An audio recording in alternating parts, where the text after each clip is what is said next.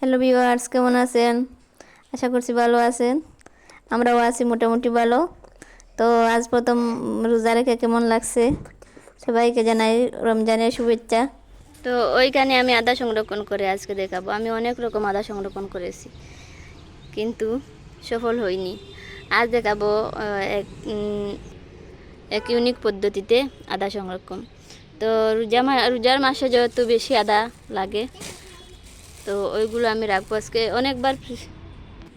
তো আমি অনেকবার যেহেতু ফ্রিজে রেখেও দেখেছি, বেশি দিন থাকে না, শুকিয়ে যায়।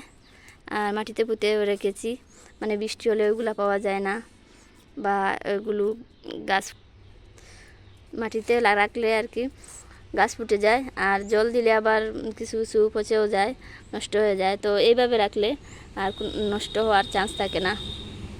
তো এইভাবে রাখলে জল দিলেও পচবে না, যেহেতু বালি মাটি এইগুলা।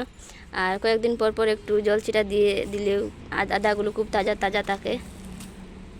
তো এখন উপরে একটু একটু বালু দিয়ে আমি ডেকে নেব। আর এই তো ক্যারি ব্যাগটা একটু সুন্দর জায়গায় রেখে দেব।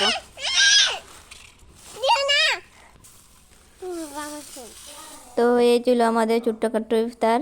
একজন দুজন মানুষ থাকলে কোনো কিছু রেডি করতে ভালো লাগে না, কি আর রেডি করব। Like comment subscribe please.